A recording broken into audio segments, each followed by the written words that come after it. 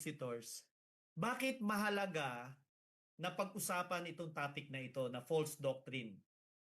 Ano ang kinalaman nito sa huling araw?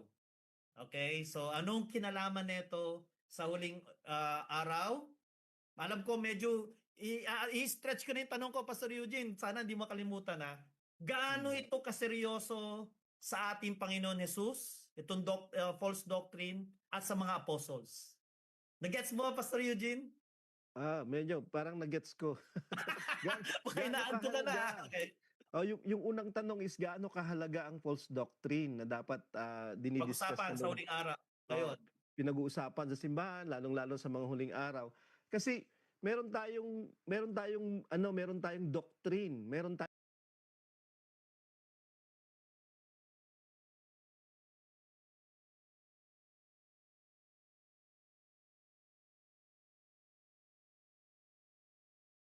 tayong gospel na totoo. At kapag ito ay distorted at kapag meron siyang replika na fake, okay? Hindi napapangalagaan yung totoo, yung tunay.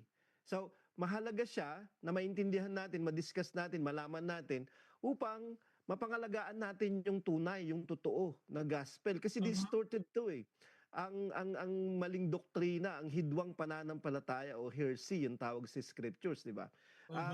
Ganun din ipinag-utos sa atin ng Panginoon ng Bible na sawatain siya, salungatin siya.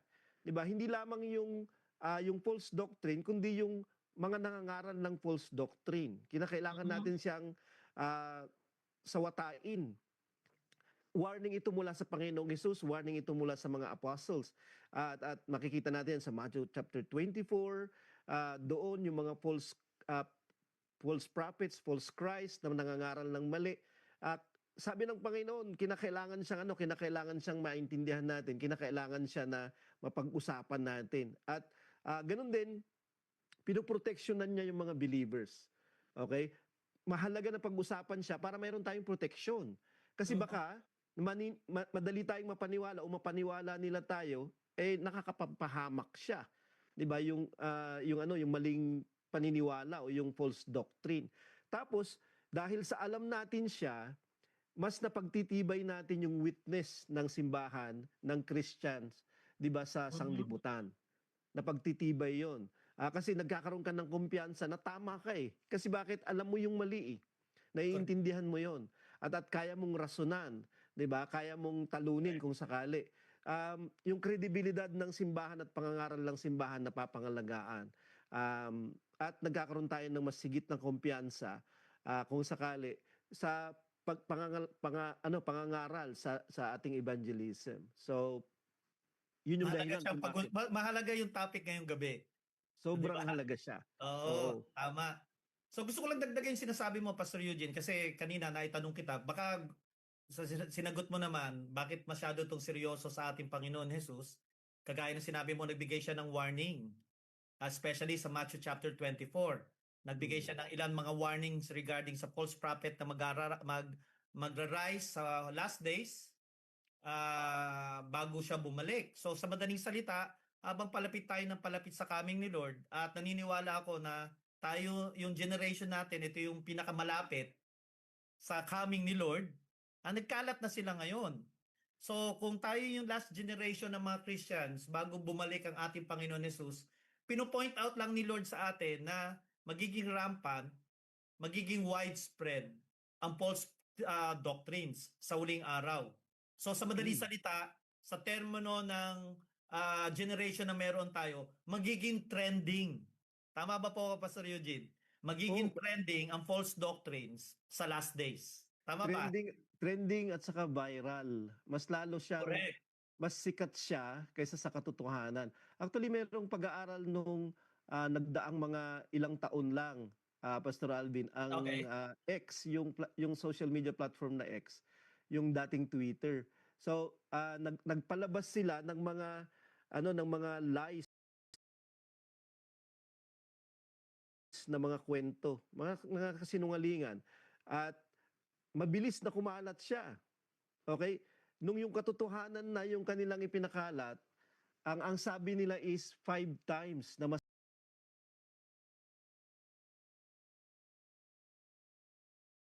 mabilis kumalat yung lies o Okay. yung kwento na lie kaysa yung katotohanan. So, ganito siya ka-appealing yung bulaang doktrina. At sabi ng Panginoong Yesus, 3 beses din sa Matthew 24, 3 beses niyang inulit-ulit doon na in the last days ay mag-ingat sa mga bulaan. Kasi bakit? Ililigaw nila yung madami kahit na yung mga hinirang, sabi niya. So ibig sabihin, may kinalaman ba ito sa sinabi ni Jesus na maraming tatalikod sa pananampalataya? Isa sa dahilan ba bakit maraming tatalikod sa pananampalataya because of false doctrine? Oh, definitely. Kasi ang pananampalataya na meron yung salita ng Panginoon, yun yung ano yun yung iko-compete ng false doctrine eh. At obviously Oo. alam natin kung saan nanggagaling yan. Ang kalaban natin hindi flesh and blood. Hindi sa mga tao lang nabulaan yan eh. Kundi inuudyukan, iniimpluwensyahan, itinutulak sila, 'di ba, nung kaaway ng katotohanan. At syempre, yung ama ng kasinungalingan yon na Yeah, namamayagpag siya dito sa kalupaan eh. 'Di ba? At correct. kanyang gustong dayain lahat. At Mhm. ang gagawin niya, ang kanyang pandaya obviously is false doctrines. So, yun yung isang bagay na gusto kong i-point out ngayong gabi sa pagpapatuloy natin, Pastor Eugene. Kasi actually, pag pinag-uusapan ng doctrines ngayon, sa loob ng simbahan, hindi na natin masyado naririnig yan sa maraming mga churches today. 'Di ba? Nandito tayo sa generation kung saan ang gusto na lang pakinggan ng mga tao ay yung mga message na merong pwede natin sabihin yung inspirational, 'di ba? Motivational at maraming mga leaders, mga pastors na sinasantabi nila yung doctrines kasi very divisive daw ito. Now, baka puwedeng, marinig ito ng simbahan kasi baka mamaya hindi natin namamalayan yung ating mga isipan ngayon ay dahil naririnig natin ito sa Facebook, napapanood natin ito, baka nakokondisyon din yung mind natin na dapat ang pakinggan na lang natin parati ay motivational, inspirational at yung sound doctrine ay, maisantabi na, 'di ba? I think para sa akin, anong puwede mo sabihin dito, Pastor Eugene? Kailangan ma-balance natin ito eh. Kasi kung di natin pag-uusapan yung sound doctrine,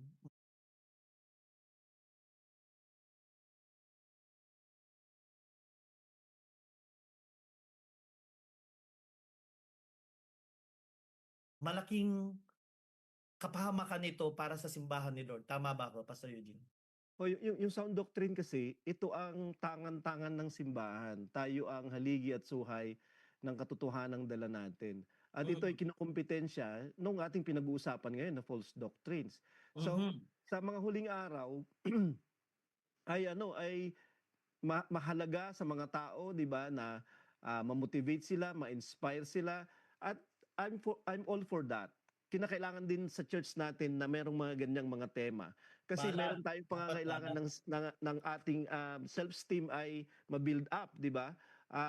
O kaya naman magkaroon tayo ng healthy na mentality. Lalong-lalo na yung pamamaraan ng pamumuhay ngayon ay mabilis na magkaroon ng anxiety, mabilis Mhm. magkaroon ng depression yung mga tao. So, kinakailangan talaga natin siya. Kaya lang, being the church, at hindi lamang ito sa last days, sa lahat ng panahon, tayo ay inutusan to contend for the faith once delivered to the saints. So, kinakailangan nating ipaglaban, ipagtanggol natin. Kasi palaging sa lahat ng panahon, sa lahat ng generation, palaging ina-attack yung katotohanang dala-dala natin, yung Correct. sound doctrine na tinatawag. Even the whole Bible, 'di ba, ay pinapasinungalingan, dinidebunk. Obviously, Mhm. hindi sila magtatagumpay, 'di ba? Kasi ito ay salita ng Panginoong Diyos. Kaya lang kung tayo ay hindi nakakaalam, okay, ng ating doctrine na sound at yung false doctrine ng iba, ay hindi tayo magiging kasing effective. Hindi rin tayo, baka hindi rin tayo magpatuloy at manatili kasi baka pwede na rin nating pagdudahan yung meron tayo kasi nga hindi natin Correct. naiintindihan ano pagkakaiba ng sound at ano yung pagkakaiba ng false doctrines. Yeah. So siguro, Pastor Eugene, gusto ko rin puwedeng i-challenge o hamunin din lahat ng mga pastors at leaders ng ating simbahan sa CLA Philippines. Kasi the way I see it, kung ang ating mga leaders at mga pastors ay isi-set aside ito, hindi ito siseryosohin, kagaya kung paano sinasabihan tayo ng ating Panginoon Hesus na seryosohin ito, at babaliwalain natin as leader ito, I think magiging susceptible yung church natin sa false doctrine. Pwedeng pumasok yung false doctrine sa loob ng simbahan natin, and eventually pwede natin mawaglit yung katotohanan na tinanggap natin mula sa Panginoon. Kaya para sa akin, importante yung mga leaders natin na sila yung unang-una dapat na sumiseryoso sa top subject ng false doctrines. Tama ba, Pastor Eugene? Ano sa tingin mo? O kasi sila po yung magtuturo. Sila din yung mangunguna sa pagpangangaral. So tuturuan nila yung nasa loob at sila din yung mangunguna sa pangangaral sa labas. So kung sakaling wala silang gana, walang interes, 'di ba, na makaalam man lang o kaya naman magturo man lang ng mga bagay na ito, at meron po tayong council katulad ng alam natin si Pastor Alvin yung chairman, at ang layunin ng council ay matulungan yung bawat kapastoran na meron tayo upang sila ay matuto, upang sila ay magkaroon ng nalalaman, upang mas higit silang maging epektibo sa kanilang ginagawang pangangaral at pagmi-minister sa simbahan. At lahat ng ito ay available sa atin sa ngayon. At kung hindi natin siya i-avail, ay sayang, 'di ba, sa isang banda. Tama. Tapos meron pa tayong mga ganitong mga programa ngayon na ginagawa. At ito'y lang siya, una lang siya itong usap pananampalataya episode na 'to. Ay una lang siya sa kung Maraming sa mga biyaya series ng na Panginoon sa pananalita. Yeah. madaming susunod pa, 'di ba? Sa Yeah. madaming susunod pa. So, ito talaga ay nakafocus para sa mga pastors at mga leaders natin. Kasi gusto natin na magkaroon ng equality ng nalalaman, magkaroon tayo ng karga kung sakali. Correct. Kasi hindi tayo pwedeng sumugod na wala tayong bala sa Correct. isang banda. At yun yung ating gagawin. 'Di ba? So, Yeah. ang maganda lang dito, yayakagin namin talaga kayo. Oo. Ah, pero syempre, hindi lang dapat mga leaders at mga pastors ang dapat sumeryoso dito. Tama. Kaya hinahamon natin sila na seryosohin ito. I'm sure kailangan din natin hamunin at i-challenge yung simbahan mismo. Kasi hindi lang yung mga pastors ang dapat mag-contend for the faith which was once delivered to the saints. Dapat yung mga membro rin sa loob ng simbahan, alam nila kung paano ipaglaban yung pananampalataya.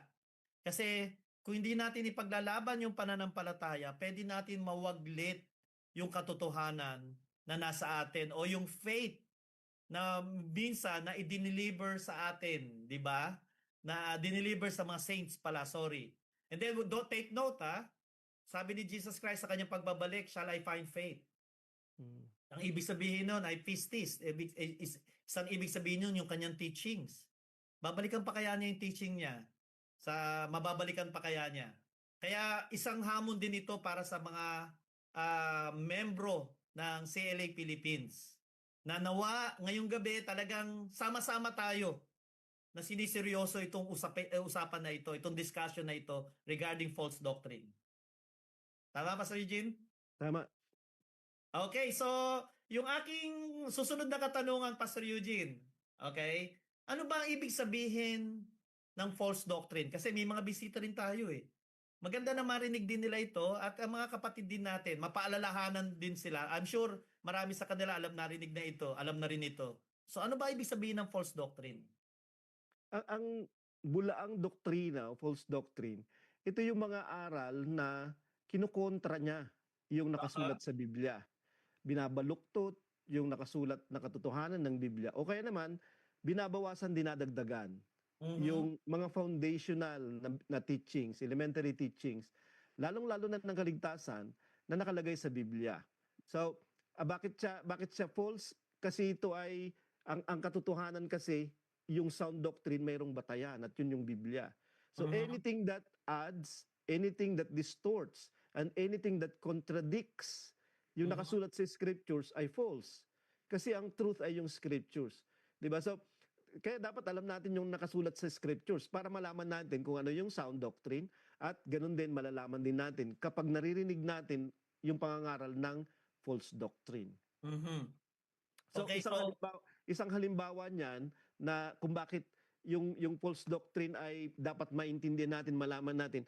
Kasi we are in the business of bringing people sa salvation through evangelism or teaching. Okay? So itong mga taong ito, meron silang mga paniniwala na kadalasan. Okay? At minsan tama yung paniniwala nila, sound, minsan naman false. Unsound yung mga paniniwala nila. Pero paano natin malalaman kung hindi natin alam? 'Di ba? So, bakit merong fake? Kasi merong tunay. At kapag alam mo yung tunay, malalaman mo din yung fake. Ang kahalagahan ng tunay na pangangaral ay kasi dadalhin natin sila sa kaligtasan at sa Panginoon, 'di ba? Para siyang mapa mhm. na kinakailangan nating sundan. Kapag yung mapa natin mali, hindi tayo makakarating sa pupuntahan natin. Mapapahamak tayo. So, ang simpleng ibig sabihin ng false doctrine ay deceptive or false teachings na kino-contradict yung teaching ng ating Panginoon Hesus. At dinadaya, nililid yung mga tao sa teaching na salungat at pinaniniwala pala sa nasalungat sa teaching ng ating Panginoon Hesus. So, ang follow-up ko question ko rito, bakit siya mapanganib? Bakit kinakailangan mag-ingat ang simbahan? Bakit siya mapanganib? Katulad nung ilang beses na inulit ni Jesus Christ bilang sign ng last days sa Matthew 24, yung pagdating ng mga bulaang, mga tagapagturo at mga ngaral. At tinawag niya silang mga false prophets doon, false Christ, 'di ba? Na nangangako ng kaligtasan, ng pagliligtas, pero hindi sila makakapagbigay kasi nga bulaan yung kanilang katuruan. Sabi niya Mm. doon, makakaligaw sila. Hindi nila dadalhin sa tama, sa husto, 'di ba? Sa wasto yung mga tao, kundi ililigaw nila. At ito pa yung mahirap. Kasi even the very elect, kahit yung mga hinirang, Mhm. ililigaw nila. Sinabi Kundi ni Pablo na mag-iingat, no? Kundi mag-iingat. kung hindi mag-iingat, hindi ka ililigtas eh. 'Di ba? Correct? Yun lang yung layunin, yun lang yung kahalagahan, yun lang talaga yung magiging epekto ng bulaang katuruan, ang magligaw. Eh Yeah. ligaw na yung tao, ililigaw mo pa. I-double ligaw na yon, 'di Mhm. ba? So, ang Okay. sabi naman ni Apostle Paul, merong mga false Jesus o different Jesus, merong different gospel, different spirit na hindi nyo tinanggap. At sabi niya, ito ay ano sila, ah, pakawala sila nung kaaway ni Satan. Mhm. Saan ka Correct. dadalhin ni Satan? 'Di ba? Alangan namang dalhin kanya sa kaharian ni God, hindi naman siya taga doon. Mhm. Okay? So, Tama. kapahamakan, 'di ba, yung pwedeng puntahan. At fitting yung sinabi ni Apostle Paul sa Galatians 1, 'di ba, verses 6 to 9. Nung kanyang wina-warningan yung simbahan doon na meron ng lumabas na ibang ebanghelyo. At Mhm. sabi niya, kahit yung nangangaral nga lang ng ibang ebanghelyo, siya ay maa-curse na o masusumpa na. Lalong-lalo na yung mga taong naniwala dun sa dala-dala niya na bulaang ebanghelyo. Sabi niya, Mhm. let him be accursed. Even kahit na kami, sabi niya ng mga apostol, kahit na anghel yung magturo ng ibang ebanghelyo, ay itatakwil siya. 'Di Correct. ba? So, ganun katindi yung danger ng bulaang katuruan o hidwang pananampalataya. Mm. Hindi totoo na kinakailangan natin para lang matanggap tayo na mapagbiyaya at loving at tolerant ay kinakailangan nating tanggapin yung paniniwala ng iba. No, si Apostle Paul hindi niya tinatanggap 'yun. Ang ibang paniniwala sa kanya ay matatakwil. Hindi niya 'yun tatanggapin. So, huwag tayong maniwala sa gano'n, 'di ba, na pamamaraan ng kaaway. Kasi Mhm. marami nang naniwala do'n eh. At yung iba, imbis na mangaral sila dahil ayaw nila na makasakit, ayaw nila na maging judgmental daw at hindi sila gracious, di na sila nangangaral ng tama.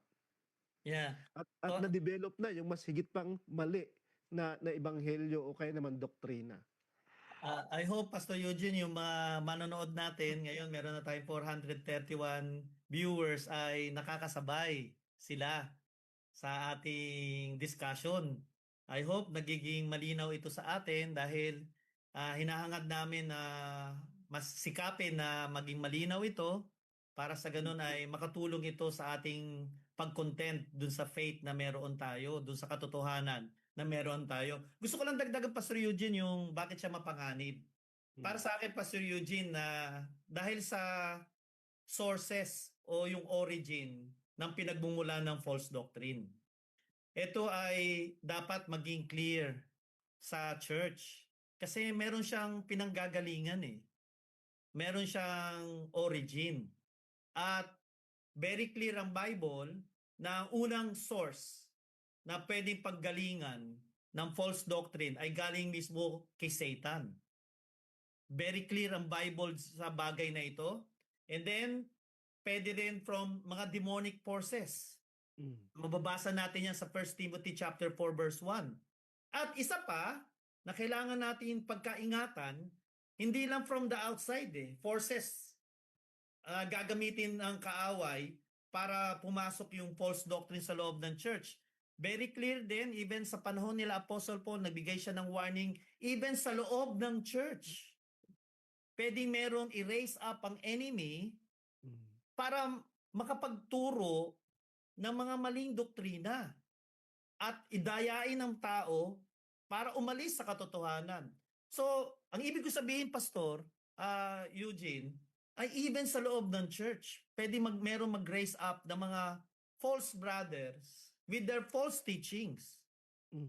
para dayain yung simbahan. Nangyari yon sa Biblia, sa Bible times, sa time ng mga apostles. Sa maraming warning yata. Di ba, Pastor Eugene? So, kaya masyado siya mapanganib. Alright? Tapos yung isa pa, Pastor Eugene, pwede mo dagdagan yan ha. Yung isa pa, Pastor Eugene, ang topic natin ngayon ay yung false doctrines ng salvation by faith only o faith alone.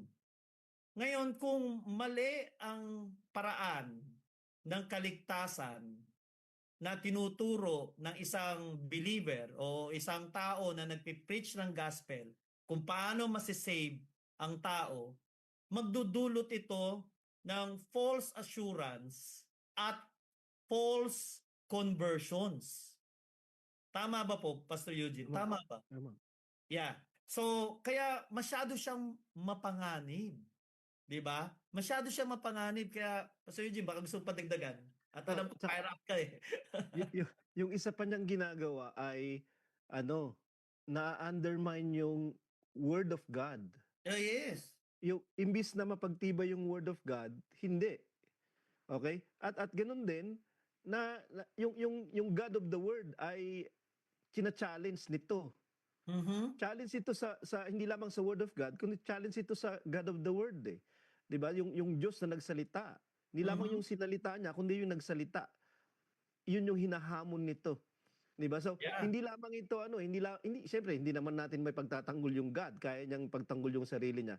Pero yung point is, tayo ay binigyan ng ganitong calling at responsibility, 'di ba? Na isulong itong movement na ito against Mhm.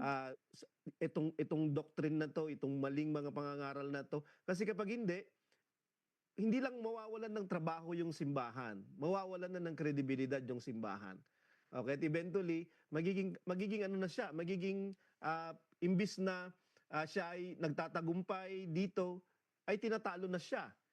Yan yung nangyari sa kasaysayan ng simbahan ng Panginoon, 'di ba? Sa mga nagdaang mga siglo, lalong-lalo Yeah. na nung first Totoo. 500 centuries ng simbahan, Mhm. 'di ba? Kaya napalitan yung mga biblikal na mga katuruan, ng mga tradisyon ng mga tao, tradisyon ng mga Correct. ng mga ng lipunan, 'di ba? Tradisyon ng mga relihiyon. At ang nangyari, nawala na yung simbahan, hindi na nagmukhang simbahan kasi hindi na siya napapalumutian ng katotohanan na dapat Okay. yun yung taglay niya. 'Di ba? Kaya nga katulad ng sinabi mo kanina, kapag dumating yung anak ng tao, 'di ba? Sabi niya sa Luke 18, meron pa bang pananampalataya? Uh-huh. 'Di ba? Obviously wala. 'Di ba? At ang hindi lamang warning 'yon, kundi baka ito ay prophecy na sinasabi ng Panginoon na kapag dumating siya, wala na talaga. Kaya nga the world deserves a judgment, 'di ba? At 'yun yung kanyang gagawin sa kanyang pagdating. Kasi bakit? Nangangahulugan yung false doctrine ng kawalan ng kaligtasan. At ang kawalan Correct. ng kaligtasan ay nararapat ng kahatulan. Mhm. So, tama 'yun, Pastor Eugene. Madagdagan ko pa, ha, kasi talagang gusto natin i-build up ito sa loob ng simbahan natin, eh. Gusto natin na mag-end up itong discussion na ito, itong usapan pananampalataya na ito, na lahat tayo siniseryoso natin ito dahil 'yun ang gusto ng ating Panginoon, eh. So, isa isa pa sa dahilan para sa akin bakit siya masyadong mapanganib, kasi kagaya ng pino-point out mo kanina, Pastor Eugene, hindi lang yung kredibilidad natin yung madi-destroy dito, yung relationship mo kay God. Puwedeng mawaglit natin yung ating pananampalataya. Tama ba, Pastor Eugene? 'Di ba? Correct. At the same time, hindi lang yung relationship natin kay Lord ang puwedeng mawasak dito, kundi even yung relationship natin sa ating mga kapatid. Dahil ang false doctrine, nagko-cause yan ng division. 'Di ba? Over the Hmm, years, nakita natin 'yan sa simbahan natin. Naranasan natin ng simbahan natin 'yan. Maraming mga kapatid na minsan naging kasama natin sa pananampalataya, nakita natin yung pagmamahal nila sa atin, pagmamahal nila sa simbahan na kinabibilangan natin, at dahil sa false doctrine, nawasak yung relationship na ito. correct. 'Di ba? Hindi lang spiritual family ang pwede niyang sirain, eh. 'Di ba? Kundi even yung biological family, nakita din natin 'yan, 'di ba? Mm, Nangyari ito. Pero higit sa lahat, yung relationship natin kay God, pwedeng wasakin ng false doctrine at false oo, teaching. Kaya siya mapanganib, Pastor Eugene. tama. Oo, kasi merong warning si Jesus Christ. Actually, hindi lang warning 'yun kasi, ah, kanyang ano, nung hinarap niya yung mga eskriba at mga Pariseo sa Matthew 23, na kanyang sinabihan sila kung gaano kasama yung ginagawa nila. Kasi sabi niya, pumupunta pa sila sa ibayong dagat para mag-convert ng isang tao, pero imbis na, Yes, tama. maligtas yun, makapasok sa kingdom of God, sinasaraduhan nila. 'Di Correct. ba, na makapasok, hindi makakapasok 'yun. At sabi niya ginagawa nilang twice a child of hell yung taong Correct. naniniwala ng kanilang maling mga pangangaral. So, Tama. hindi lamang nangyayari ito nung first century nung time ng Panginoong Hesus, nangyayari ito lalong-lalo na sa ngayon. 'Di ba? Nag-e-evolve din yung maling doctrine. Nag Mali pa din siya na doktrina, false pa din siya, heresy pa rin siya. Kaya lang nag-e-evolve din yung mga kung paano siya pinipresent, kung paano siya Yeah. ipinapaliwanag. Pero pareho lang 'yan. 'Di ba? Kasi galing sa deception at galing sa lie, 'di ba, ng father of lies. Ah, kung sakali. Yeah. Okay, so Pastor Eugene, susunod na katanungan ulit. Okay? Hmm, Bago tayo pumunta mismo sa main, ito na yung huling katanungan bago tayo pumunta sa pinaka gist ng topic natin regarding sa faith alone, salvation by faith alone. Paano mo malalaman kung ang isang aral ay false doctrine? Para sa akin, magandang katanungan ito. Para sa akin, paano ko malalaman kung ang isang aral na ito ay totoo o false? Ano yung pwede nating gamitin na batayan? ang basehan ng katotohanan ay yung salita ng Diyos. So Okay. palaging biblical yung basis. So anything na wala sa katuruan ng Biblia, yung katulad kanina ng ating definition ng what is a false doctrine, di ba? It Oo. distorts, it adds, tapos it contradicts what is written dun sa pangangaral na nakalagay sa Biblia. Pero yung maliin din yung ibig sabihin nung nakalagay sa Bible, kasi minsan may mga tao na gumagamit ng salita ng Panginoon at hindi automatic kapag sila ay nangangaral mula sa salita ng Panginoon ay totoo na yung kanilang sinasabi. Kasi pwede rin na hindi nila kinokontradict pero iniiba nila yung meaning. Kasi Yes. hindi nila sinasabi o itinuturo yung tamang konteksto 'di ba? Correct. What is the context ng nakalagay sa Biblia na binabasa nila at itinuturo nila. So, kaya kinakailangan natin ng sound interpretation ng scriptures. Correct. Pinag-aaralan natin 'yan sa ACAD. Gusto ko lang i-promote yung ACAD Oo, natin. oo, okey. Kasi mahalaga 'yun eh. Very basic 'yun sa ating pangangaral na maintindihan natin in its rightest context yung ating ipinapangaral na salita ng Panginoon. Kasi kapag hindi natin naintindihan yung nakalagay sa scriptures, pwede din tayong nagtuturo ng maling doctrine. Kasi out Uh-huh. of context siya. So, nadagdagan na, hindi na lamang nagdadagdag, hindi na lamang nagko-contradict, hindi na lamang nagdi-distort, kundi out of context na pangangaral, 'di ba? Ito yung mga false doctrine. At ito ay very dangerous katulad ng napag-usapan natin kanina. At kinakailangan nating maging aral sa scriptures natin. Kinakailangan nating palaging ipinapangaral yung nalalaman natin. Pag natuto tayo ng isa, ipangaral mo na kaagad para hindi mo makalimutan. Mhm. Okay? Mag-pray tayo and let the Holy Spirit reveal more sa atin. 'Di ba? O kaya naman remind us ng kung ano yung nakasulat sa scriptures kasi yan yung kanyang gawain eh. 'Di ba? Ipapaalala niya sa atin yung mga nakasulat o kaya naman Mhm. sinabi ng Panginoon natin. At yung isa pang mahalaga ay makipag-usap tayo, okay, dun sa mga tao na gustong-gusto nilang pag-usapan yung salita ng Panginoon. 'Di ba? Correct. Ano yung sinabi ng Proverbs? Iron sharpens iron.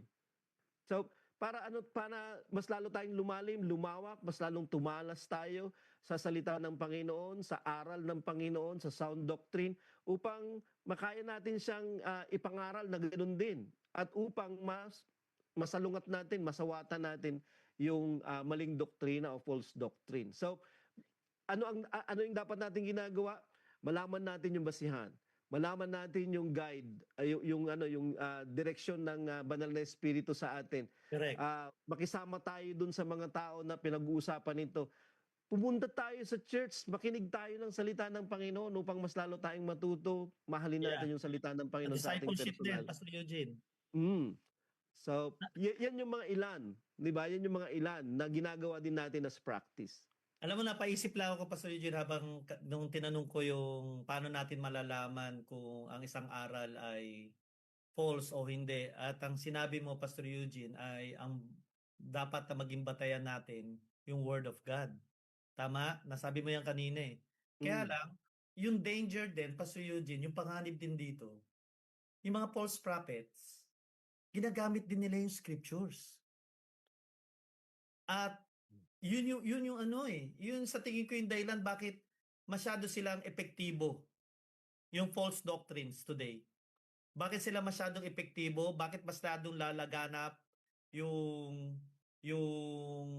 yung bulaan na doktrina sa huling araw before his return? Kasi gagamit din sila ng scriptures. Mm. At dahil yung mundo, lalamig yung pag-ibig ng karamihan, kagaya ng sinabi sa Thessalonians na bakit dadating yung Antikristo sa huling araw kasi hindi nila minahal yung katotohanan. Sa Matthew chapter 24 naman, lalamig yung katotohanan sa loob ng simbahan, yung katotohanan si Jesus yun eh. Mm. 'Di ba? Yung lalamig yung pag-ibig nila eh. So, kaya magiging papasok talaga siya. No, masyado Mm. siya mapanganib kaya dapat maging maingat. Kailangan tama yung sinabi ng Pastor Eugene. Kailangan talaga yung leading, guidance at teachings ni Holy Spirit talaga. Siya yung mag-guide sa atin sa katotohanan. Tama At ba, Pastor Eugene? saka yung relationship natin dun sa truth, si Jesus, katulad ng sinasabi mo kanina, napakahalaga nun na yung ating relationship ay hindi lamang right relationship, kundi continuous at intimate na relationship sa Panginoon. At Yeah. obviously, yung Holy Spirit ay instrumental para dyan, yung simbahan ay instrumental para dun sa intimate na relasyon natin sa Panginoon. So, lahat ng ito ay kagamitan natin, instrument, tools natin para mas lalo nating mapagbuti yung pagkilala, yung pag-uri, pagsuri ng maling doctrine. 'Di ba? At obviously, matalo natin siya in the process ng ating pangangaral at pagmi-minister. Yeah. Alam mo, Pastor Eugene, naisip ko rin kanina. Alam mo, marami pumapasok sa isipan ko ngayon mga katanungan ba na hindi ko naman gusto itong tanong na ito hindi naman something to condemn the people sa loob ng church. Alright, gusto ko talagang i-challenge yung simbahan natin regarding sa false doctrine. Ngayon ang question ko na alam mo minsan mapapaisip ka, gaano kaya karami sa mga leaders natin, mga pastors natin, yung talagang masasabi na talagang mahal nila yung katotohanan, 'di ba? Or even some members natin sa CLA Philippines. Gaano karami sa atin sa loob ng simbahan yung talagang nagmamahal sa katotohanan, 'di ba? Kasi mawawala yung faith sa last days, 'di ba? At, naniniwala ako yung makakapag-keep lang ng faith nila sa last days ay yung mga taong talagang nagmamahal sa katotohanan. At maganda na itanong natin ito sa ating mga sarili. Hindi para ikondena yung ating mga sarili, kundi maganda mapaisip din tayo kasi ah, ako matagal na akong preacher ng gospel. Maganda tanungin ko yung sarili ko, mahal ko pa rin ba yung katotohanan? Kasi pwedeng alam ko yung katotohanan, tinuturo ko yung katotohanan, pero baka wala na yung pag-ibig ko sa katotohanan. Mm. 'Di ba? 'Di ba? Or hindi na mahalaga sa akin yung katotohanan. Tama. At gano'n din siguro sa tingin mo, ano sa tingin mo Pastor Eugene? Oo, yung gana natin at interes na matuto pa, makaalam pa, lumawak, lumalim pa. Hindi po ito pagiging makasarili lang o kaya naman Oo, pagiging mayabang, 'di ba? oo. Kundi ito yung ating ano, ito yung ating profesyon eh.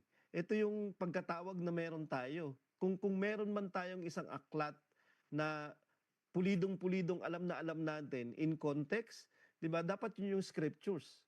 'Di ba? Yun yung scriptures. At obviously, kinakailangan din nating malaman kung ano yung contradicting. 'Di ba? Kung ano yung distorted na version o kaya naman distorted na parang Mhm. kapareho niya.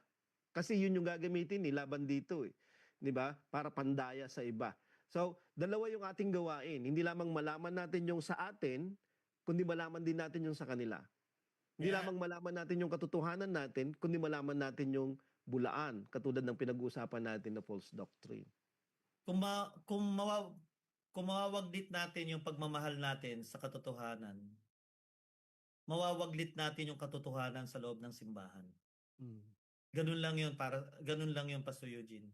At Mm. 'wag nating isipin mga leaders ng church, 'wag nating isipin na hindi 'to puwedeng mangyari sa atin. Kasi nangyari ito sa panahon after ng kamatayan, kagaya ng kinukuwento mo kanina Pastor Eugene, after ng kamatayan ng mga apostol.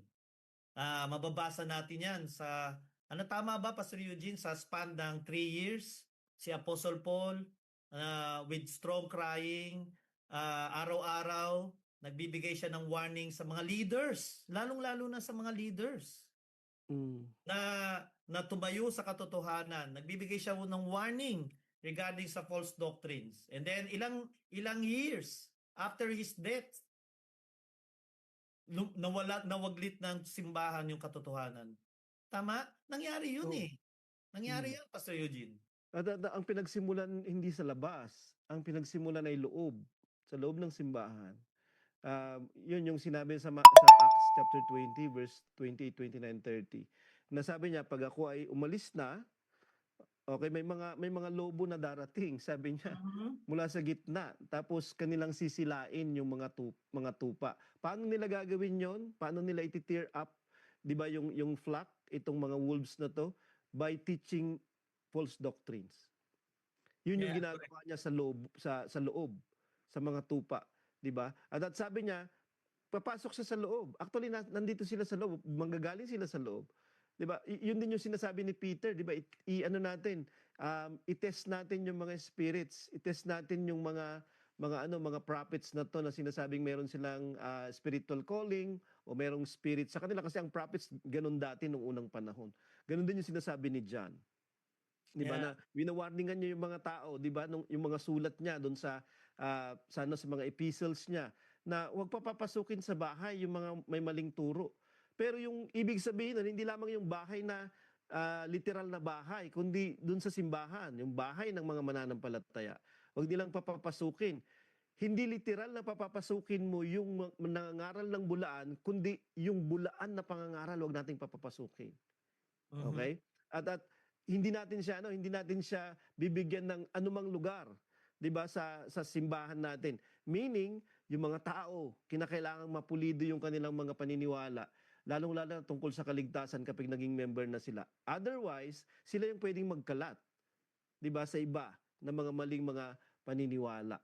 At nangyari na dati, at ang warning ay napakadami sa Biblia. Yeah, nawa ay ma-keep ng ating mga leaders yung faith hanggang sa pagbalik ng ating Panginoon. Nawa ma-keep ng church natin yung faith. At pag bumalik ang ating Panginoon, masumpungan niya yung faith na yun, nahahanapin niya sa kanyang pagbabalik sa simbahan na ating kinabibilangan. Okay, so ngayon, Pastor Eugene, dadako na tayo sa second part ng ating usapan na ng palataya. Pero gusto ko lang makahinga muna.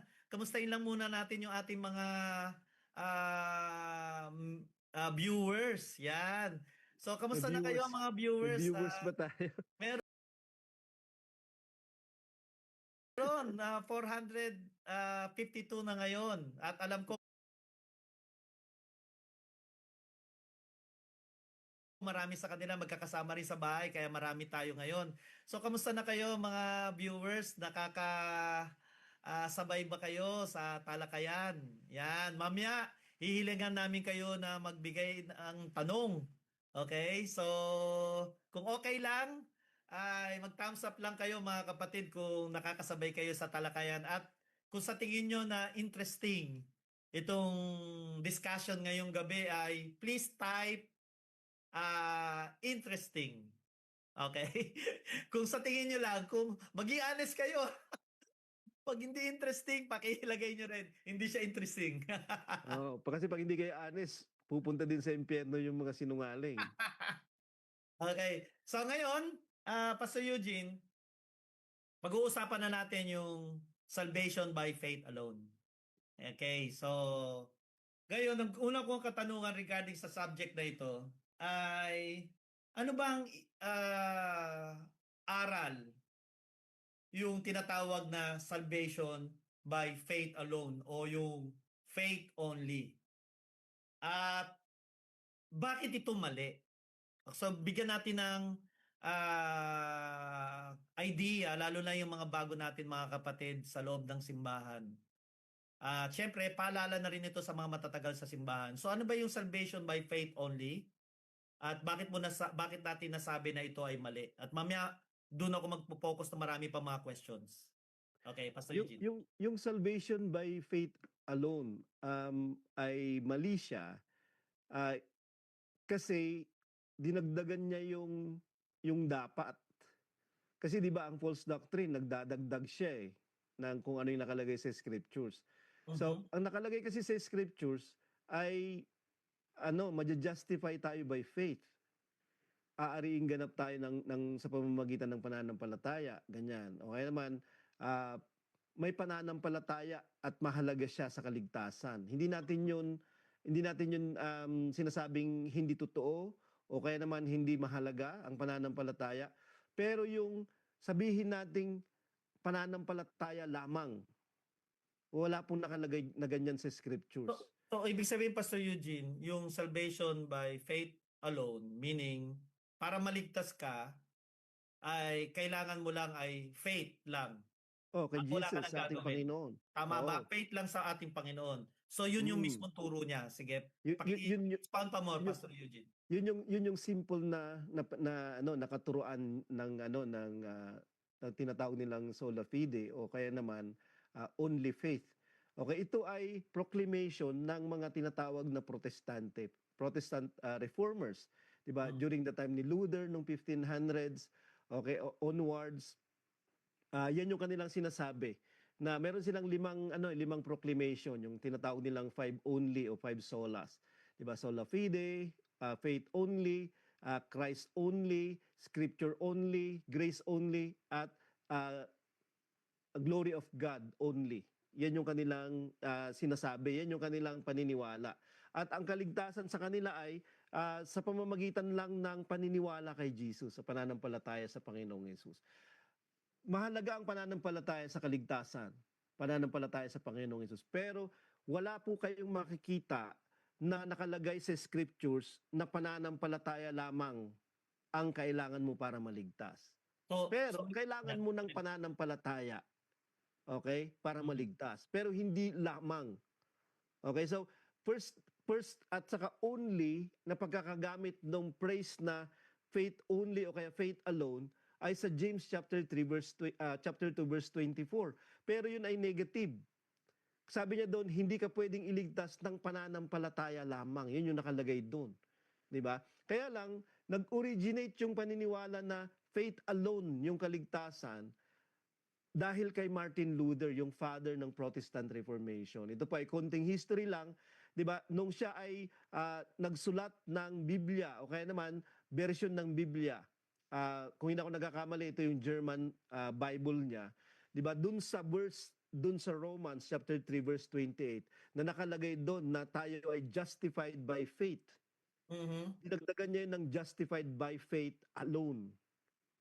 So wala yun sa Dinagdag niya yung scripture. term na alone pero wala yun sa Greek. Mhm. Okay? At doon na nagsimula lahat yung tungkol doon sa faith alone na yan na pamamaraan ng kaligtasan. Sa kanya galing yun, doon sa kanyang version ng Bible, 'di ba, na isinulat. At na-carry over na yan ng iba pang mga protestante, eventually iba pang mga simbahan after ng Protestantism. At yan na yung tangan-tangan ng napakaraming kahit mga born again sa kasalukuyan. So, wala nang iba pa na kinakailangan mong gawin kundi maniwala ka lang. So, Okay? So, maraming cut lang kita, Pastor Eugene, ha? Sandali. Alam okay. ko, gusto ko lang para sa kalaman ng mga kapatid natin, lalo ng mga bago. Ano yung mga ginagawa nilang procedure, halimbawa, sa loob ng isang simbahan na naniniwala sa faith alone? Kunyari, kung i-encourage na nila yung mga tao sa loob ng simbahan nila kung paano maligtas at gagamitin nila yung faith alone, ano yung mga procedure o ginagamit nila na paraan para ma-focus yung para ma-focus dito sa topic natin na pag nakita natin ito, narinig natin ito, Yun yun. ay faith alone na kagad yun. Yan. Ang ginagawa nila madalas, kasi galing po ako sa ganitong simbahan long time ago. Okay, so I was personally saved by the Lord noong 1992, July 12. I repented of my sins. Believer na ako ng matagal. Pero I repented of my sins personal at ako ay nagpabaptize ng lubog katulad ng sinasabi ng scriptures, at ako ay tumanggap ng bautismo sa Espiritu Santo. Na-filled ako ng Holy Spirit with the evidence of speaking in tongues. 1992, July 12. At galing ako sa bago ito, galing ako sa simbahan na naniniwala sa maniwala ka lang. Okay, maliligtas ka. At yung paraan nila, hindi katulad nung paraan na ginawa ko na I repented, I got baptized, full immersion, tapos I received the Holy Spirit with That is the Acts evidence of 2:38. speaking in tongues. Acts Acts 2:38. 2:38. Pero yung pinanggalingan ko na simbahan na I believe, kadalasan ito yung ginagawa nila, kung gusto mong masave at naniniwala ka, pumunta ka dun sa harap kapag nagkakaroon ng altar call, tapos tanggapin mo si Jesus Christ bilang Savior and Lord. Or Confession lang sa tanggapin mo mouth. by expression, i-confess mo lang siya. And they are quoting Romans chapter 10 verse 9 to 10. Diba nung sinasabi ni Paul na believe in your heart, confess with your mouth na si Jesus Christ ay namatay at nabuhay ulit at tayo maliligtas. Yun yung kanilang sinasabi doon. So yun yung ginagamit nila. So i-confess mo lang daw si Jesus na bilang Panginoon at tagapagligtas. Okay naman, tanggapin mo siya sa puso mo bilang Panginoon at tagapagligtas mo. Ikaw ay saved na. Ligtas ka na. At Or yun yung or yung sinner's prayer, Pastor Eugene. yung Kasama rin ba yun? kasama din yon, yung ililid yung mga tao na seekers or unbelievers or unchurched, 'di ba, na pumunta sa simbahan na yon, ililid din na sa isang prayer, 'di ba, siguro prayer of repentance o kaya belief kay Jesus Christ, 'di ba, sa ginawa niya sa krus at siya ay namatay at nabuhay ulit. At eventually sasabihin nila dun sa, siguro wala pang 10-second na prayer na yon, ipoproclaim na nila yung tao na yun na saved na. Or born again. Ligtas na siya. O born again na siya. Correct. Oo. Ginagawa yan ni ano, sa Lakewood, si Joel Austin, kilalang kilala siya doon. Joel Austin, si Rick Warren sa kanyang sa kanyang Mm. purpose-driven life, nandun 'yon. Yung prayer na yun na napaka-short, 'di ba? So, yun yung At ginagawa nila napakasikat nun. at sikat sila. Napakasikat nito. Napakasikat na paraan nito ng salvation by faith only.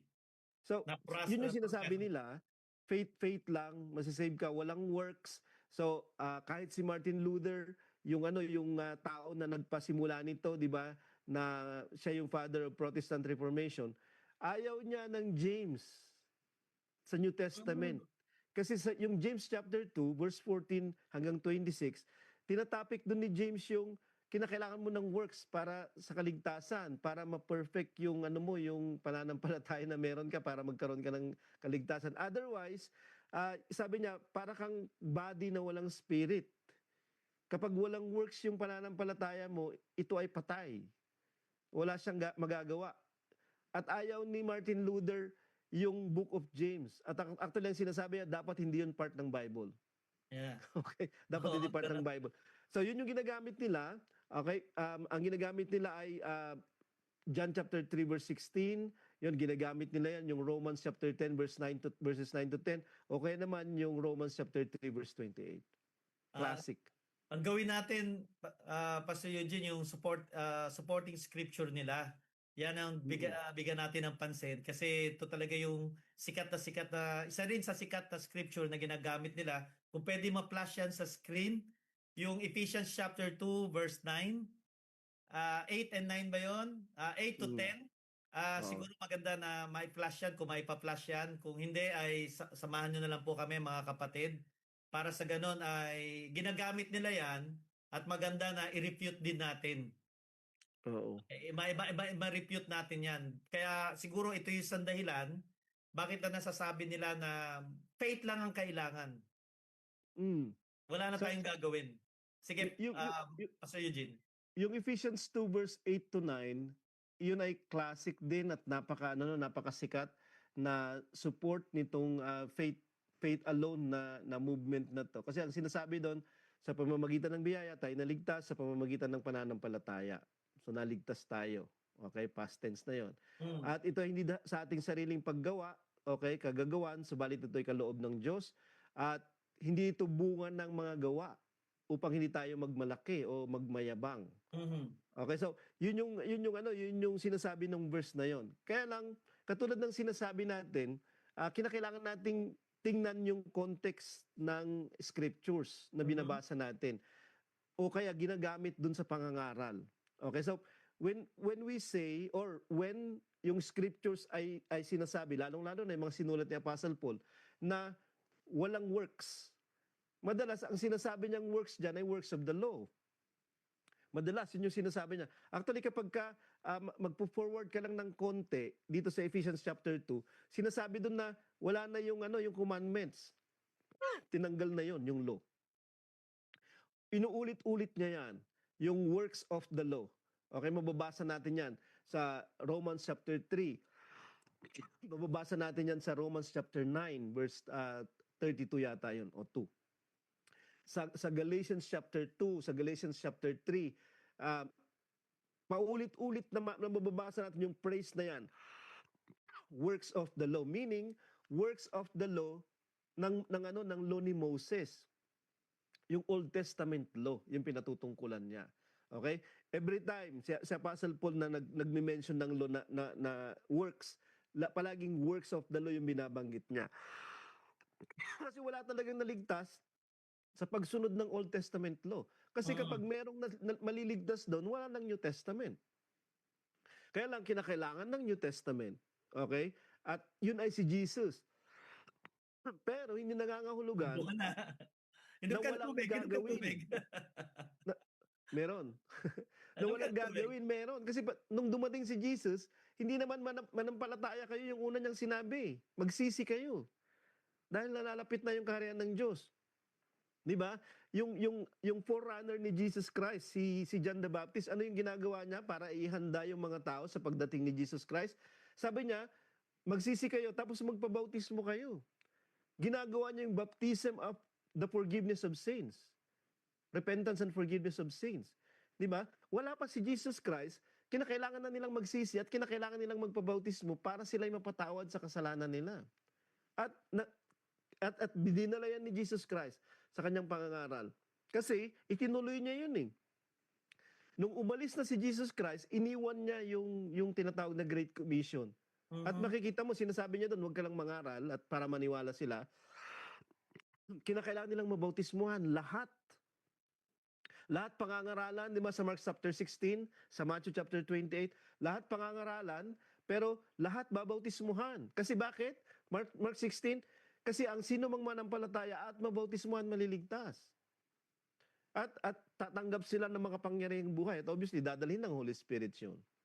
So Whether ngayon, we like it or not. so So, ngayon Pastor Eugene, yung works na sinasabi yan sa Ephesians chapter 2 ay pinatutungkol sa Old Testament laws.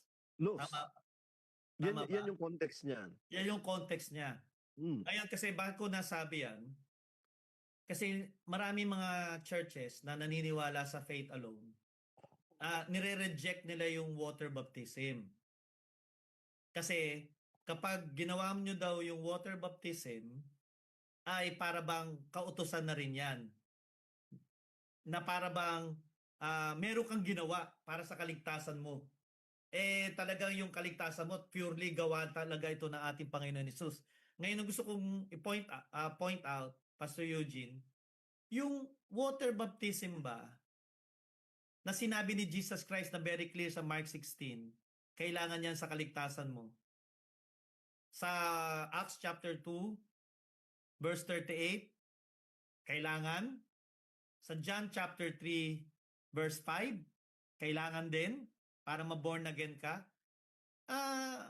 Meron bang supporting scripture para masabi natin, kasi yun yung sinasabi nila na kapag ginawa mo yung water baptism ay works of the law yan part yan ng works na sinasabi Works. sa Ephesians. Okay? So, pakipaliwanag mo nga sa amin ito, Pastor Eugene. Yung salvation kasi ay hindi lamang siya minsanang pagsunod. Halimbawa, okay, minsanang pananampalataya. Kasi yun yung gusto nilang sabihin na once na nanampalataya ka, ligtas ka na. Period. 'Di ba? Pero ang mababasa natin sa scriptures, ang tilabaga ang kaligtasan ay nagpapatuloy, it's a journey, it's a process. 'Di ba? Totoong naligtas tayo, pero sinasabi din ng ibang mga kasulatan na tayo ay naliligtas at maliligtas pa. Parang meron siyang ganung tenses, past, present, future. 'Di ba? At yung iba sinasabi nila na tayo ay naligtas mula sa kabayaran ng kasalanan. Kaya nga namatay si Jesus Christ, binayaran niya yung kasalanan natin. At every time, yun yung kabayaran ng kasalanan, yung kamatayan ni Jesus. Wala tayong ginawa. Namatay si Jesus para mabayaran yung kasalanan natin. Ang tawag nila doon ay justification. Inaaring ganap tayo. Pero yung isa pang process ng kaligtasan is yung tinatawag nilang sanctification. Even yung mga Protestants ay naniniwala dito na kinakailangan natin ng sanctification. And that is the work of the Holy Spirit. Hindi na yan si Jesus. Yung Holy Spirit na yung gagawa niyan. At ginagawa niya tayo, ini-empower niya tayo not only to do ministries, pero ini-empower niya tayo para makapamuhay tayo ng holy na pamumuhay. Kaya nga sanctification. 'Di ba? So, tayo ay inililigtas sa pamamagitan ng banal na Espiritu para maging sanctified tayo. Inililigtas tayo sa power mula sa kapangyarihan ng kasalanan. Yung justification ay mula sa kabayaran ng kasalanan. Si Jesus Christ, yung nagbayad noon, hindi tayo. Libre yun. 'Di ba? Pero yung kabayaran ng kasalanan na yun na justification, sa palagay ko nakapaloob siya hindi lamang dun sa proclamation that we believe Jesus Christ, pero yung bautismo na sinasabi ni Apostle Paul. Kasi gusto kong elaborate. Sa Romans chapter 6, ito yung sinasabi ni Apostle Paul dun na tayo ay namatay, nakalakip niya. Tayo ay nalibing, nakalakip niya. Tayo ay umahon mula sa libingan katulad ni Jesus Christ. In Jesus Christ lahat yun. So, sinasabi ni Apostle Paul na hindi tayo pwedeng makatanggap ng panibagong buhay, hindi tayo makakalakad in newness of life kung hindi tayo ililibing sa tubig ng bautismo. Okay? At yung paglibing na ito, ang inililibing ay patay, di ba? ito ay may connection dun sa ginawa ni Jesus Christ. Dahil si Jesus Christ ay namatay dahil sa kasalanan na meron tayo, inilibing dahil sa kamatayan na dapat tayo yung namatay, at siya ay nabuhay ulit upang mabuhay siya sa atin sa pamamagitan ng espiritual na pamumuhay sa Espiritu Santo. So, yung justification ay nangyayari hindi lamang sa ating proclamation ng pananampalataya kay Jesus, kundi yung ating pagsasagawa ng bautismo. Di ba? Tayo ay namamatay in Christ, nalilibing in Christ. At Tama. nagkakaroon ng effect yung ginawa niyang kamatayan at paglilibing niya at pagkabuhay na muli niya sa tubig ng bautismo. Siguro yun yung dahilan kung bakit lahat ay kinakailangang mabautismuhan. Di ba? Yun yung tamang-tamang beginning ng lahat, na tayo ay in Christ mamatay, in Christ malibing, tapos in Christ mabuhay sa panibagong pamumuhay. 'Di ba? Sa pamamagitan ng Holy Spirit, sanctification. Pero pagkatapos nun, meron pang glorification. Huwag natin Yeah. kalilimutan, lahat ay nagkasala at hindi nakaabot sa kaluwalhatian, sa Mhm. glory of God. Mhm. All have sinned and fall short of the glory of God. Mayroon tayong inaabot na hindi na natin maabot. Ano yon? The glory of God because of our sins. Ngayon, Mhm. ginawa ni Jesus Christ yung kabayaran ng kasalanan natin. Para ano? Yun, for the glory of God. Maabot natin siya. At Mhm. yun yung panghuli na bahagi o chapter ng ating process ng salvation, Mhm. glorification. Pero mangyayari lang yun kapag dumating siya. 'Di ba? So, Correct. ito ay nagpapatuloy na paggawa, nagpapatuloy na pamumuhay. Buti sana kung nung nanampalataya yung tao, halimbawa nabautismuhan siya or nung nagsisi siya, namatay siya kaagad. Mhm. 'Di ba? Katulad nung magnanakaw, 'di ba, na palaging ginagamit nila, 'di Yeah, ba, na oo, nakako oo. kasama ni Jesus. Sikat na 'Di sikat ba? 'yun. Oo, wala ka nang magagawa nun eh. Pero kapag meron pa, magpapatuloy na nagagawa ka. Ito yung nakakatakot, 'di ba? Kasi ang mga naniniwala dito ay kanilang pinangahawakan talaga na walang works.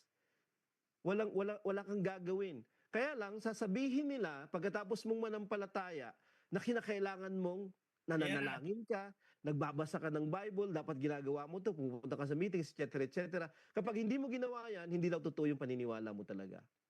Okay. Di parang ano lang, inikot mo lang, Mhm. kailangan din pala eh ng mga gawain, 'di ba? Parang inikot mo lang. Kasi Correct. kapag hindi ka rin gagawa, hindi ka atin sa church or whatever na nasasabihin nila, na nakalagay din sa scriptures, sasabihin nila hindi ka talaga totoong mananampalataya. Diba? So, Talagang grabe yung pagbuluktot, ano? oh, yun yung ginagawa nila. Nakakatakot siya, di ba? Bakit hindi na Mhm. lang natin gawin lahat? So, yung sa atin is, kailangan ng pananampalataya kasi sinasabi ng Bible na, Tama. na maniniwala tayo para maligtas. Pero ganun din yung ano, pagsisisi, ganun din yung bautismo, ganun din yung pagtanggap ng Holy Spirit at iba pa, kasi lahat ng ito ay biblical.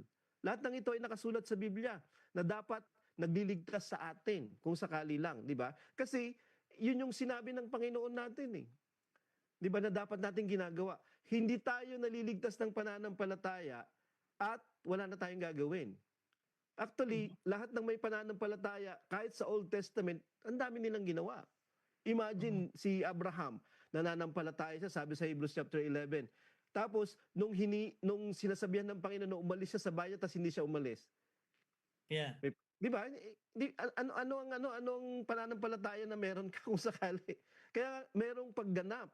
Si Mhm. Noah, di ba? Yes. Nananampalataya siya.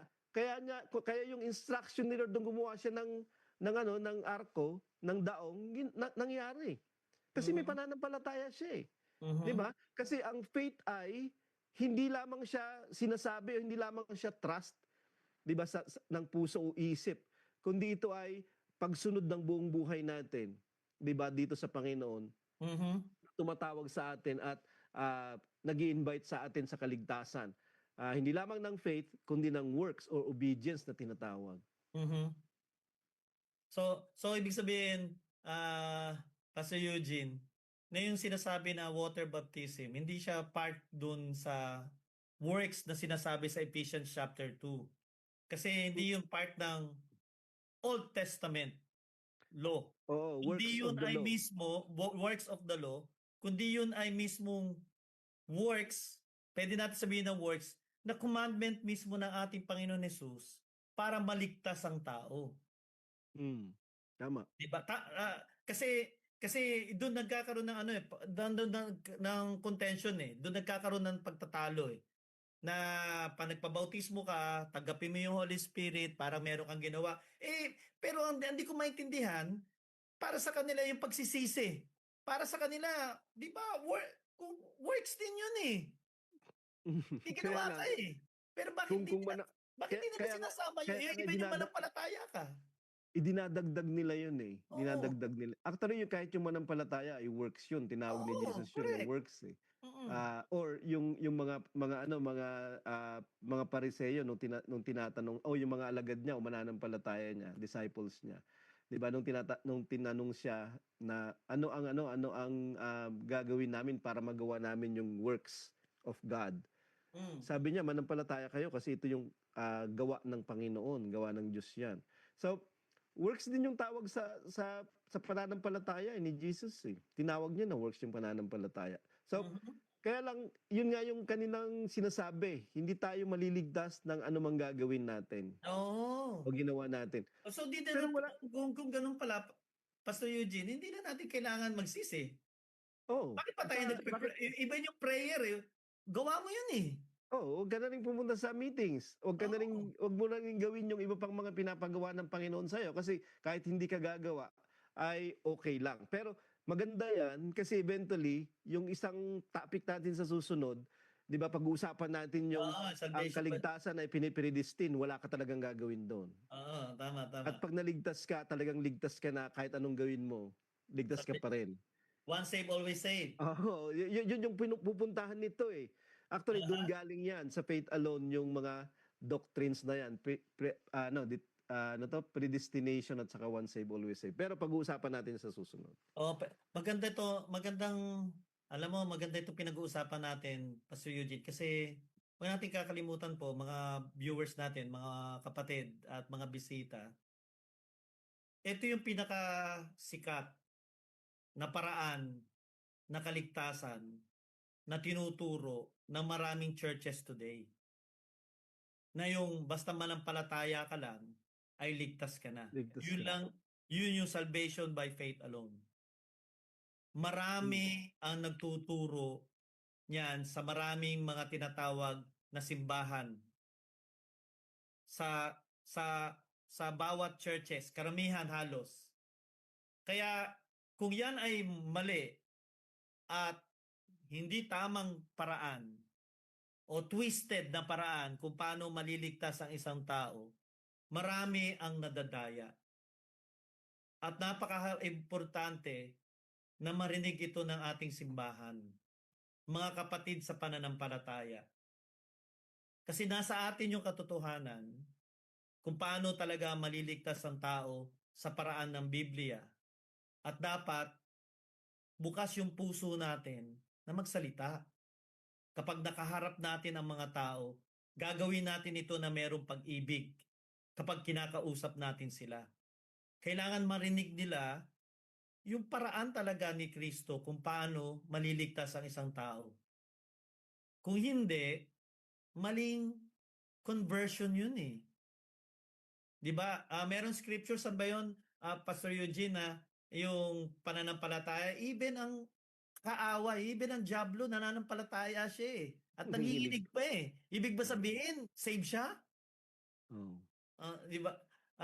Ah, sige lang, Pastor Eugene, tuloy mo lang. Pasensya ka na, na-interrupt lang kita. Sige. Totoo, sa ano yun, sa James chapter 2, 'di ba? Verse Mm. 19 yata. So, yun yung sinasabi ng kasulatan. Kaya lang ang problema, ang sinasabi nila doon, yun ay ano daw, works after mo nang ma-save. Mhm. Kaya lang sa verse 14, sinasabi doon, can this kind of faith save you or save him? Hindi nakakapagligtas yung pananampalataya na walang gawa, sabi niya. Oh, So, tama. Hmm. talking about salvation yun. Papasok ka pa lang sa kaligtasan, hindi yung naligtas ka na. Pero kahit na halimbawa lang, kung yung chapter na yon ay patungkol sa mga taong naligtas na by faith, so therefore kinakailangan nilang gumawa. Kahit na sabihin na natin, 'di ba, na tama yung logic na yun kung sakali lang. Kung ating susuportahan yung pananaw na yon. Bakit ikaw ay naligtas by faith pero magpapatuloy yung kaligtasan mo sa pamamagitan ng gawa? Kasi ganun yung Tama. magiging logic nun eh. Mhm. 'Di ba? Bakit ganun? Kung sakali naligtas ka by faith tapos yung wala kang ginawa tapos magpapatuloy kang ligtas dahil gagawa ka na? Kasi yun yung sinasabi nila doon eh. Oo, 'Di oo, ba? okey. Bakit hindi na lang nila tanggapin o nating tanggapin yung sinasabi talaga nung verse mula verse 14 hanggang sa dulo ng chapter 2 na kapag wala kang gawa, patay yung pananampalataya mo at hindi ka maliligtas nung patay na pananampalataya. Yun yung Mhm. sinasabi niya. At yung wag nating kalilimutan yung faith alone na pamamaraan ng kaligtasan, hindi po siya biblical kasi walang alone. Walang verse na nakalagay faith lang. Wala. Wala. Faith, Although totoo. part yung faith.